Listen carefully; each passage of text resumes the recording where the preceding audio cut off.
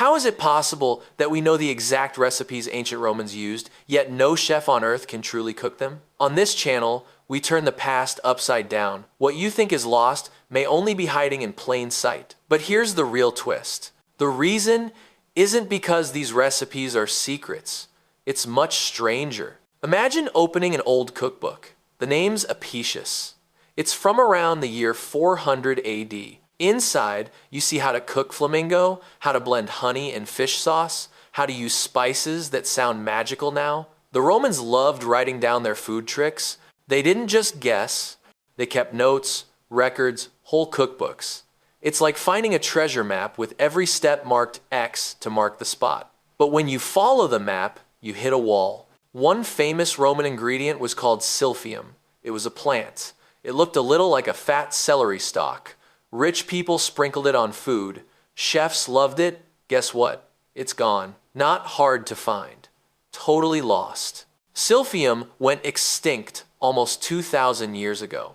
Pliny the Elder wrote about it in the year 77 AD. He said even then you could barely get it. Some say the last stalk got gifted to Emperor Nero. That's like cooking with a unicorn. No silphium, no real Roman flavors. Now, let's jump to Pompeii. The city, frozen in ash in 79 AD, holds jars, fish bones, tiny factories. Romans took rotting fish, packed it with salt, and made garum. Garum was their ketchup.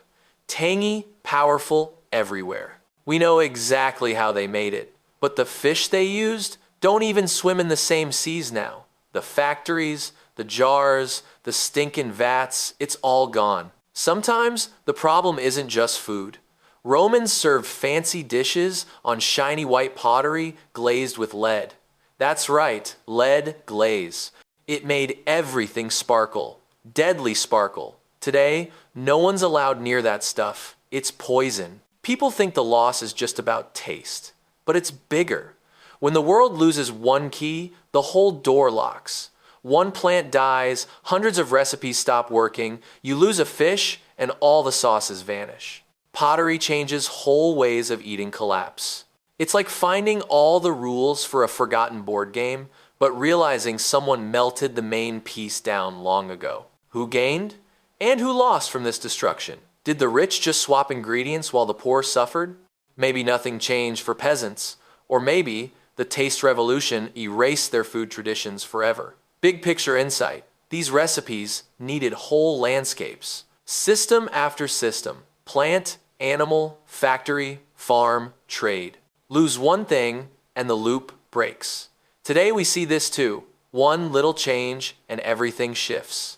Here's the million-dollar question. Why did the most prized Roman flavors rely on systems so fragile they could vanish forever? To answer that, we need to travel back to the moment Rome's taste revolution began, when luxury and power forced open the world's greatest pantry. And the day Rome conquered Carthage was more than the end of a city. It was the beginning of a hunger for what couldn't be grown at home. Imagine the streets in 146 BC, still scarred from war. But behind the dust, something strange brews in Roman kitchens. Soldiers are bringing home sacks of pepper, traders show off baskets bursting with African figs. The smell alone is wild, sharp, sweet, new. Rome isn't just winning land. It's unlocking flavors no one in Italy has ever tasted. Now, picture the city as a hungry beast. Each time Rome wins a battle, it gets a new treat. War isn't just about maps, it's about food. Spices rush in from Syria. Exotic plants arrive from the deserts. There's a sauce called garum thick, salty, made from fish guts. No one even knew about it until Rome took over the Spanish and North African coasts. By 50 BC, huge garum factories boom in Bailo, Claudia, Pompeii, and Leptis Magna. The smell explodes from big jars called amphorae, each one stamped with a mark. Rich Romans buy the fanciest brands for their parties. But the spice that truly drives everyone wild isn't pepper. It's a miracle herb called silphium. It grows only near Cyrene in Africa. Nobody can farm it. You can only find it in the wild. It's so rare, the Romans mint coins showing silphium stalks. Pliny calls it the treasure of Africa. One stalk could cost as much as a pile of silver. Everyone wants it. The wealthy, the cooks, the writers. Owning silphium is showing off. Picture this. Lucius Cornelius Sulla sits at a huge marble table. It's 81 BC. Bread waits. Garum sparkles. Silk tablecloths flow to the floor. Sulla's slaves carry in meat covered with silphium and foreign spices. Guests whisper. The table looks like a map of the empire, all the best things from every faraway place. People stare. No one wants to look poor. Rich Romans compete for the wildest, rarest dish. Seneca boasts about sauces with 10 ingredients. Apicius writes a cookbook filled with expensive tricks. The food arms race has started. Winning means finding what others can't buy. You taste power. You taste victory. It gets bigger. Rome isn't just eating for fun. The whole empire starts chasing these flavors. They build trade routes, farms, and factories just to keep up. The menus grow more complicated every year. Everyone wants more. More silphium, more garum, more everything. It's like our world today, where you can get mangoes in December and coffee from halfway around the globe. But there's a problem. When you feed a beast nothing but luxury, it starts to eat itself. What happens when there's not enough silphium left? What about fish for the garum? The answer lies in how the Romans scaled their food obsessions, creating supply chains as complex and fragile as glass. NA's demand grew, the Roman food system hit overdrive, creating factories, plantations, and a shadowy underbelly. People wanted more taste, more power, more magic on their tables. Roman chefs needed wild flavors no one else had. That's where the story gets wild. Let's talk about garum. Think of fish sauce, but stronger. Garum isn't just a condiment. It's the soul of Roman cooking. At places like Baelo Claudia, near Spain, people built giant factories, 13 production tanks, amphorae lined up in rows, ready to sail across the empire. Slaves pulled tons of sardines, mackerel, and anchovies from the sea. Sweat mixed with salt. Sun hit the bubbling vats. The air smelled sharp and sour, almost overpowering. Sometimes towns built next to these plants just for work. Garum became like gold. But other flavors were even rarer. Silphium, a tiny plant you can't find anymore. Romans loved it even more than pepper. It spiced up sauces, saved lives, and made fortunes.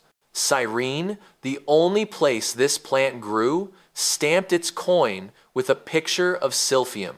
Everyone wanted it. Everyone chased it. By 54 AD, Pliny the Elder wrote that the last stalk ever found was sent to Emperor Nero. Yes, the last one.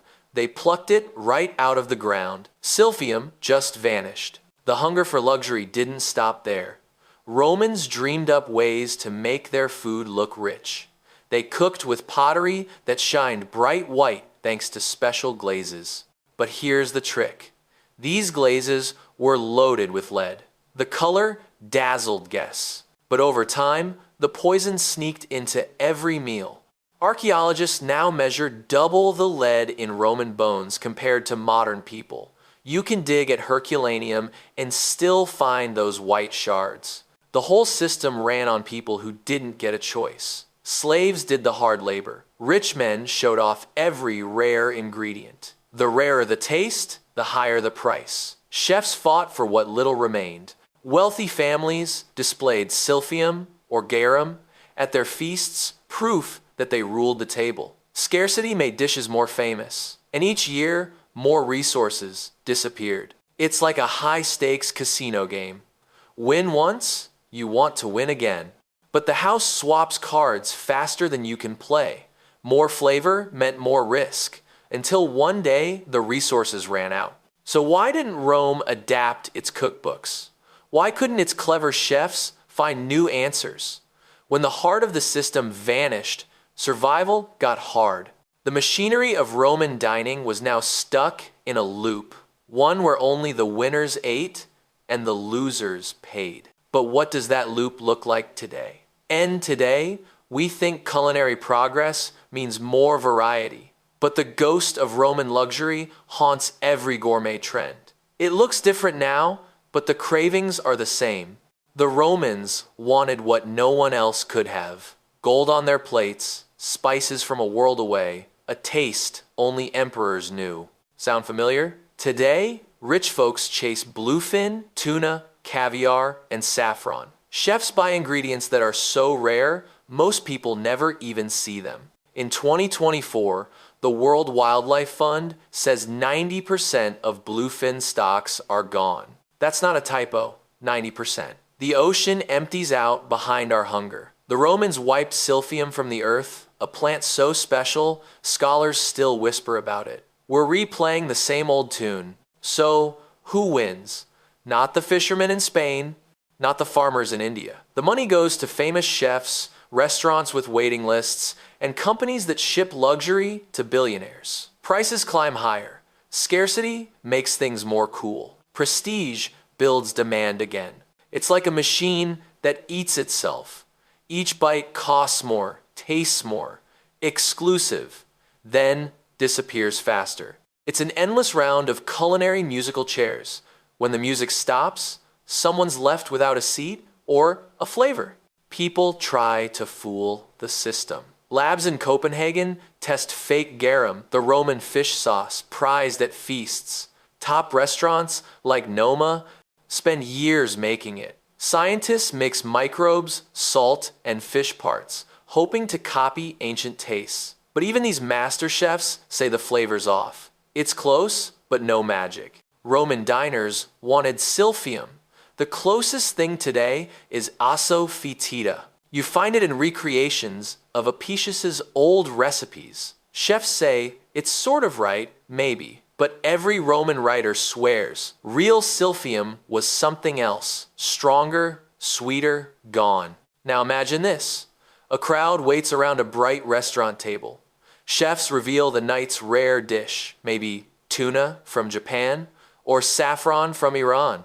The dish costs hundreds of dollars. Only a few get to eat. The rest, just watch. The taste will never be the same. There's no way back to the real thing. And the next time the price jumps higher, the chase never ends. Look at today's menus. The rarest dishes cost 5 times more than the basics. Ask yourself, who decides what disappears? Roman feasts turned into an arms race. More, faster, rarer. Modern foodies echo that. We all join the game, but the music gets faster. Can anything last forever? Is there a way to save a flavor, an ingredient, a tradition for good? To see the answer, we need to lift the final layer and ask, what does this pursuit really cost us, as individuals and as a civilization? Here's the fundamental truth. When you build your culture around chasing prestige, flavors vanish faster than memories. We like to think tradition keeps our food safe, that recipes get passed along, locked forever. But that's not true. Real recipes don't live in books. They live in wild fields, muddy rivers, and busy market streets. You need whole systems, plants, animals, skilled hands, and time. When those vanish, so does the taste. Here's the trick our brain plays. We think knowing a recipe means we can always make it, but knowledge isn't enough if the world changes. Imagine trying to bake a cake with no eggs left anywhere, ever. Rome thought it was eternal too. Then, one by one, flavors slipped away, like Silphium Rome's super spice. It made food stand out. In 54 AD, the last stalk was picked. They gave it to Emperor Nero. That's how special it was. Then, it was gone forever. Think we're different now? Look at vanilla. In 2012, it cost $50 a kilo. Then climate hit hard. Crops failed, demand exploded. In 2017, it soared past $500 a kilo. Chefs panicked. Ice cream changed flavor. You felt it and didn't even know. It's just like silphium, but faster. Vanilla isn't alone. Bluefin tuna used to fill sushi trays everywhere. Now, most are gone. The world caught too many.